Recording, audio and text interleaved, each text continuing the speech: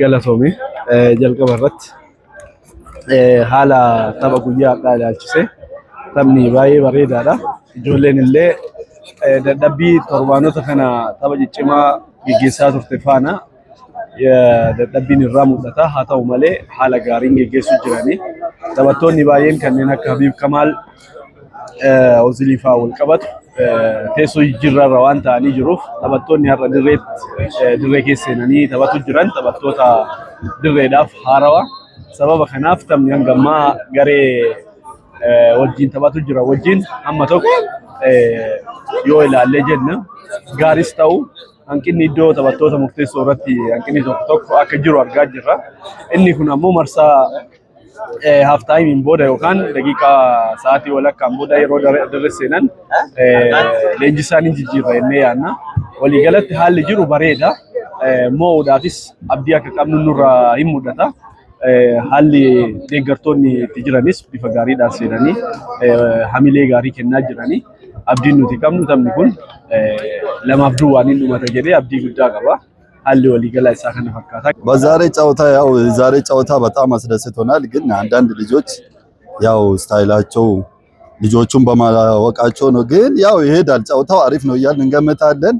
ግን በሁለተኛ ዙር የሚሆነውን የሚፈጠረውን ስለማናቅ ያው ፈጣሪ ያውቃል 3-2 እናሸንፋለን ብለን እንገምታለን።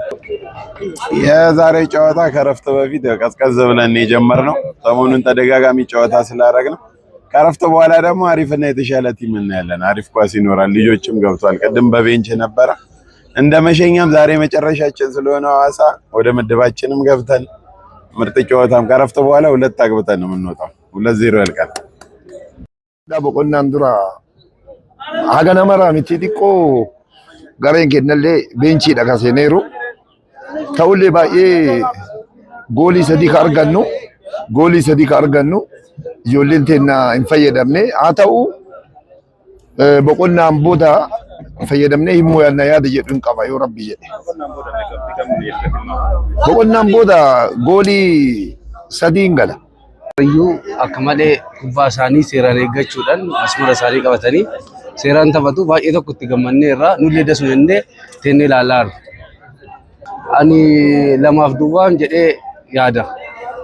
Wannoonni garuu guyyaa guyyaadhaan wannoonni argaa jirru baay'ee namatti tola. Yeroo jalqaba daqiiqaa 45 kan taphatan xiqqoo taphni waliigalteen inni jiru goolii baay'ee tokko yaalanii Kamman booda garuu ittaana daqiiqaa 45 kamman booda sanatti akka mo'atan muluu jechuun itti amanachuu barbaadetani. Galatoomii jalqaba irratti haala tapha guyyaa har'aa ilaalchise taphni baay'ee bareedaadha. Ijoolleen illee dadhabbii torbaanota kana tapha ciccimaa gaggeessaa turte faana dadhabbiin irraa mul'ata. Haa ta'u malee haala gaariin gaggeessuu jiranii. Goolii sadii ka argannu ijoolleen teenna hin fayyadamne haa ta'u boqonnaan booda fayyadamne himmoo yaada jedhu hin qaba yoo rabbi jedhe. Akkamale kubbaa isaanii seeraan eeggachuudhaan asmara isaanii qabatanii seeraan taphatu baay'ee tokko itti gammannee irraa nullee dasuu jennee teennee ilaalaa jirra. Ani 2-2 jedhee yaada. Kaappii kana yeroo jalqabaatiif marsaa sadaffaa kana ijoolleen keenya beenchii irra turanii beenchii irraa amma jijjiiramanii seenaara waan ta'eef tapha kana ni mo'uu keessas amma ijoolleen seenaara waan ta'eef boqonnaa booda goolii 4 fi duwwaan moona jennee abdii guddaa qabna. Abdii guddaan eegaarraa tiivozoonis akka barbaadamuu fi akka eegamutti nu seeneera waan ta'eef abdii guddaan qabna ni moona jennee. Haala gaariidhaan adeemsifamaa jira. Iddoo tokko tokkotti garuu hanqinni jira. Ijoolleen wal madaaluu fi wanta jechuun osoo hin ta'in baay'eetti haalli gaariin ilaalaa jirra. Taphni haala gaariidhaan fuufaarra amma garuu iyyuu tapha yeroo jalqabaarraa kan itti aanu irratti kanarra fooyyessanii akka nutti agarsiisan baay'ee sirriitti gadi fageenyaan ilaalaa jirra. Kanaaf namatti tola baay'ee tokko jedhee yaada gara kiyyaan. Taphni haala gaariidhaan adeemsifamaa jira baay'ee namatti tola. Muuxannoon garuu guyyaa guyyaadhaan wannoonni argaa jirru baay'ee namatti tola. Yeroo jalqaba daqiiqaa 45 kan taphatan xiqqoo taphni waliigalteen inni jiru goolii baay'ee tokko yaalanii kamman booda garuu ittaana daqiiqaa 45 kamman booda sanatti akka mo'atan ሙሉ ለሙሉ የቾኒ እቲ አማናቸው ወራዲታኒ ጨዋታው በጣም አሪፍ ነው። እስካሁን በ0-0 ረፍትን ጨርሰናል። ከዚህ በኋላ 2 ጎል አግብተን እናሸንፋለን ብዬ ገምታለሁ። የሚያምር ኳስ ምናይ ይመስለኛል። ከዚህ በኋላ በቲማችን ተስፋ አለኝ። boqonnaan dura haga namara miti xiqqoo gareen kennallee beenchiidha kan seeneeru ta'ullee baay'ee goolii sadii ka argannu ijoolleen teenya hin fayyadamne haa ta'u boqonnaan booda fayyadamne himmoo yaada jedhu hin qaba yoo rabbi jedhe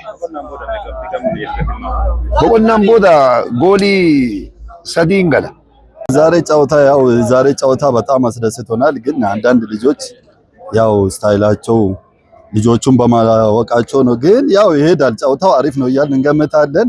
ግን በሁለተኛ ዙር የሚፈጠረውን ስለማናቅ ያው ፈጣሪ ያውቃል 3-2 እናሸንፋለን ብለን እንገምታለን። የዛሬ ጨዋታ ከረፍት በፊት ቀዝቀዝ ብለን የጀመርነው ሰሞኑን ተደጋጋሚ ጨዋታ ስላደረግን ከረፍት በኋላ ደግሞ አሪፍና የተሻለ ቲም እናያለን። አሪፍ ኳስ ይኖራል። ልጆችም ገብቷል። ቀደም በቤንች ነበረ እንደ መሸኛም ዛሬ መጨረሻችን ስለሆነ ሐዋሳ ወደ ምድባችንም ገብተን ምርጥ ጨዋታም ከረፍት በኋላ 2 አግብተን ነው የምንወጣው። 2-0 ያልቃል። ጨዋታው በጣም አሪፍ ነው። እስካሁን በ0-0 ረፍትን ጨርሰናል። ከዚህ በኋላ 2 ጎል አግብተን እናሸንፋለን ብዬ ገምታለሁ። የሚያምር ኳስ ምናይ ይመስለኛል። ከዚህ በኋላ በቲማችን ተስፋ አለኝ።